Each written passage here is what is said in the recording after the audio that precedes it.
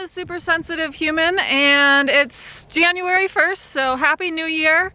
We were blessed with this cleansing snow, as some have been calling it, and it actually always does this on New Year, Christmas time. The weather here is very gracious for those of us who are like a snowy winter. I'm gonna hike down in here and show you some caves, some of the many cliff dwellings that are kind of unmarked around the area, and give you an update on New Year's. New year, new life, like I did last year.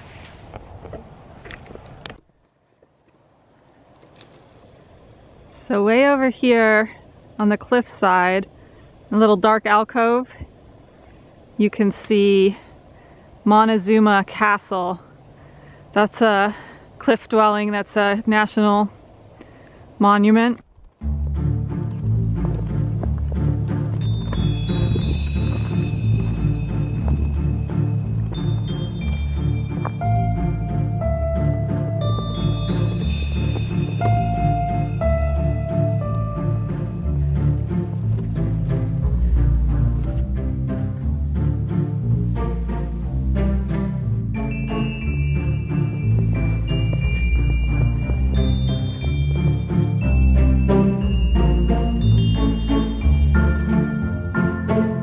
These cliffs look like the facade of an old building all by themselves.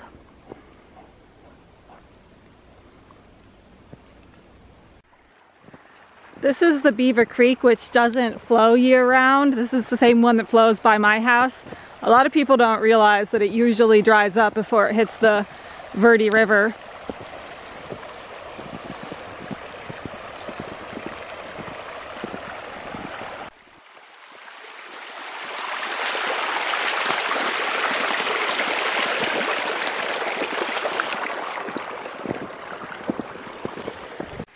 Who doesn't love a huge sycamore butt?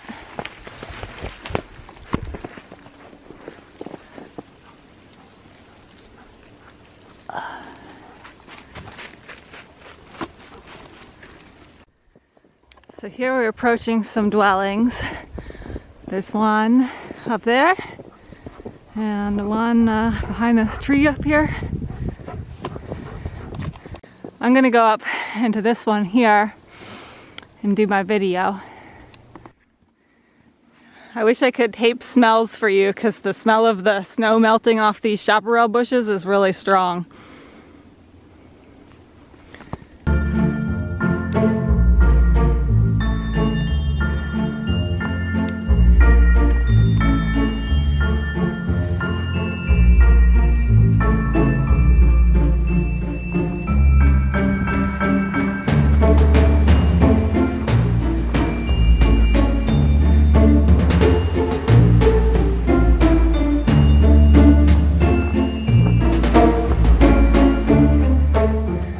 So here we are, a little house.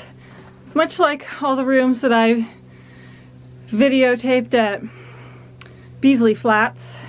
If you don't know what video I'm talking about, look for the Exploring a Massive Cliff Dwelling Complex video and you'll see hundreds of these guys.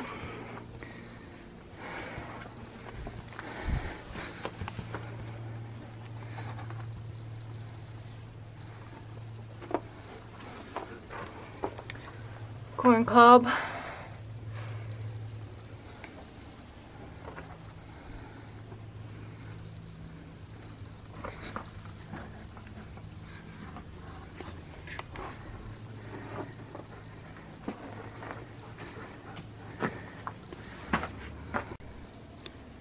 Zoom in on the other one. It's really just pretty flat inside.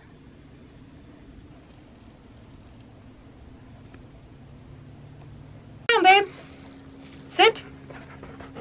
No, you can't sleep. Don't. Mercy.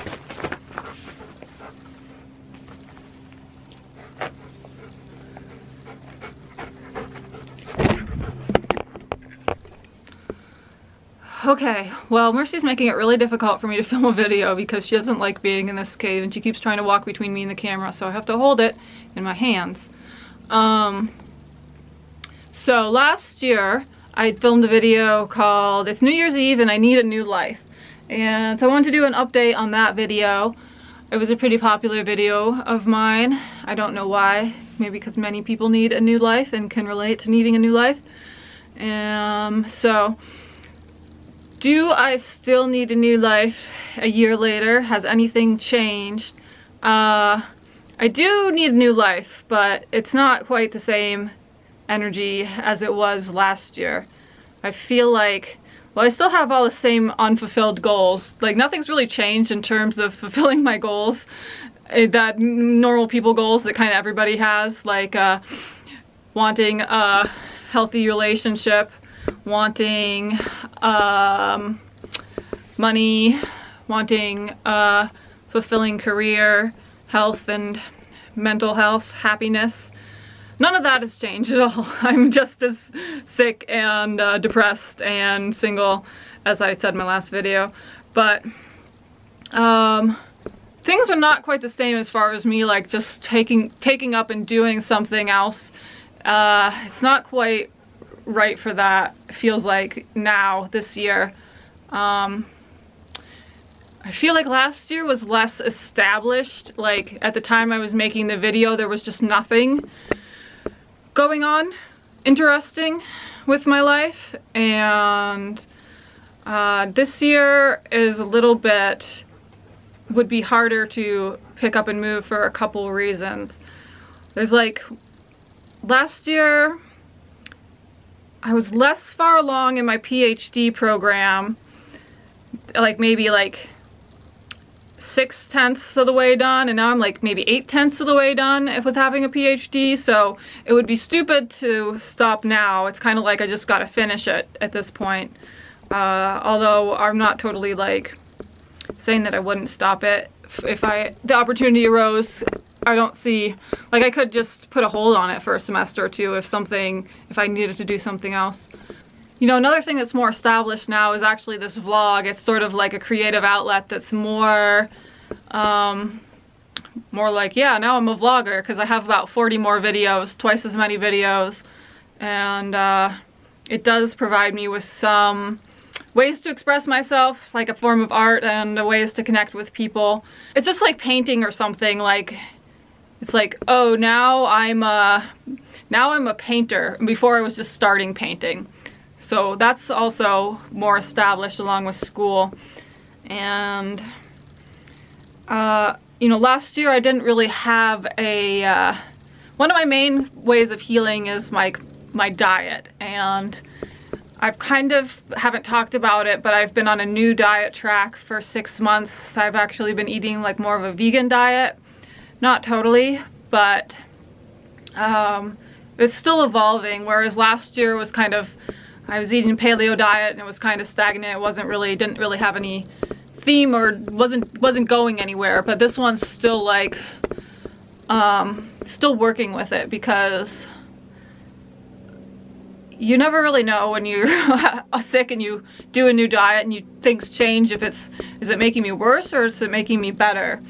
With the vegan diet, I've definitely had some changes in both directions, and I do feel like it's cleansing though. Like I don't know what's happening, but my hypothesis is that it's cleansing, because there were some times when I got, well, it wasn't even the veganism, it was going lower fat, and because I was on a high fat diet, and when I went lower fat, I seemed to get pretty sick, a lot, like, and my skin's really broken out still, but I also have had some, I feel like some of my PTSD is going away. I don't know if it's just time, but it seems like correlated with the diet, almost like it's cleansing out of my system. So I don't talk about the diet too much because I know everybody's gonna say, like, oh my god, you can't eat low fat, your brain needs fat, and oh my god, you gotta eat vegan, you gotta totally go vegan. Everybody's gonna disagree about it and tell me these different things to do and be really rude about it. So I haven't talked about it, and also because I don't know. Like, a lot of people talk about their diet when they have some sort of conviction, or it's helping them, or they become a diet blogger, and I can't do that about diet or anything else because I have no convictions in life. I'm like very confused and agnostic, and even when I have strong opinions, I am aware that they could be totally wrong, even though I think they're not wrong.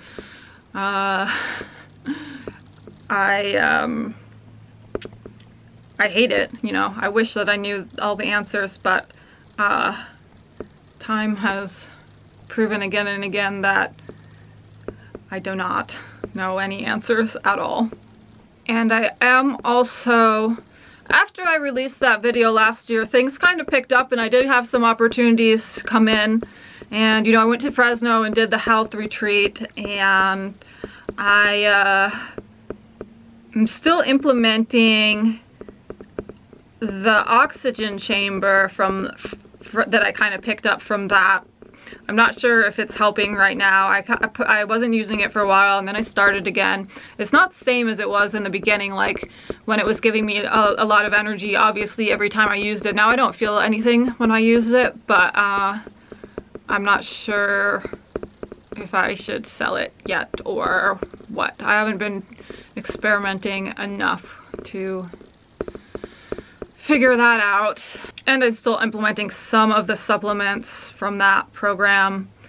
And I think a difference from last year and this year is I think I had more money at the beginning of last year, whereas now I have very little money, and I may not be able to go to school in the summertime, so I may not get any student loans for summer and have to do something else. So things for, like, if me creating a new life somewhere else are a lot more, it has to be a lot more specific and planned out, and pay for my existence. I can't just like move somewhere more expensive and absorb that cost. It would have to be to move somewhere else with a job or an opportunity, or, you know, move to a city where the rent's twice as much but I have a roommate kind of thing.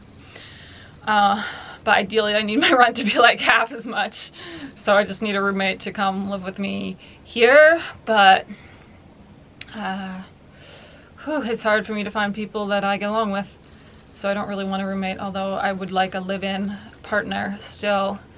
As far as dating goes, that's not something that I really worked on in this past year at all. I wasn't on any of the apps and stuff until just now in December. I kind of like gave it a try for a few weeks swiping people and wasn't inspired enough to actually meet with any of my matches. So maybe I'm just not ready for that. I believe that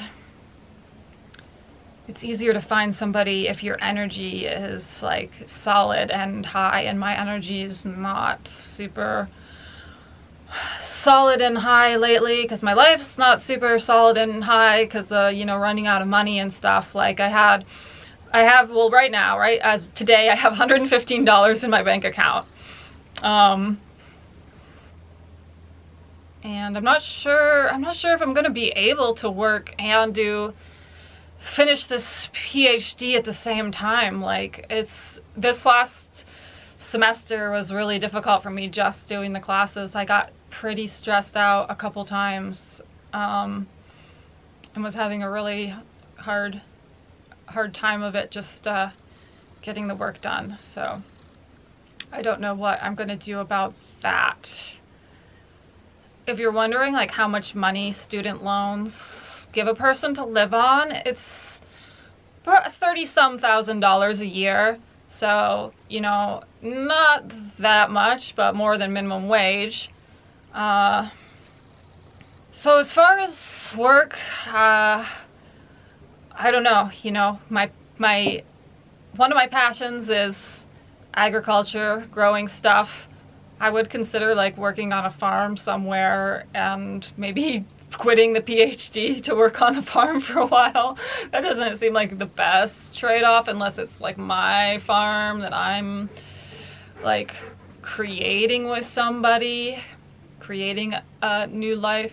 But maybe it would be worthwhile if there was cool people, other cool people working there, and could kind of get my life going socially, because my life is socially totally bankrupt. And you know, I'm good at writing. Everybody says you're a good writer, write a book. What? And I don't you know, I don't write because I am already writing these papers for school, and I don't want to write anymore. It's painful on me. It's hard on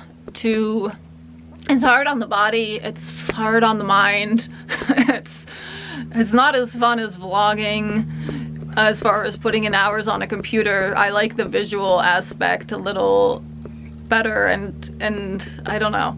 It's a different part of the brain that is already overworked for me a lot. So it's really annoying because I feel like my greatest talent is something that I don't want to do.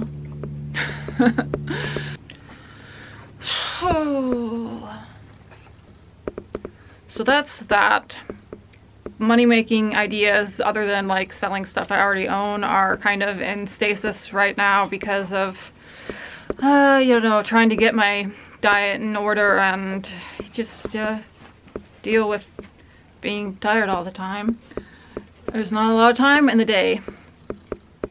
Some people think that I don't do anything to improve my health or my life, that I'm just complaining all the time, but I am doing stuff all the time. It's just I kind of have to implement changes slowly because otherwise I'll get overwhelmed. I'm always like on the verge of overwhelm. Usually am overwhelmed already without adding new stuff into my life. But you know, I do all the things that you are supposed to do to be a healthy person. I get out and I exercise 3 times a week or more. I like to do Kundalini yoga in my house sometimes. I do like meditations or processing or inner work pretty frequently, kind of on and off. And diet and supplements, of course. I take all the big supplements, magnesium and B vitamins, zinc,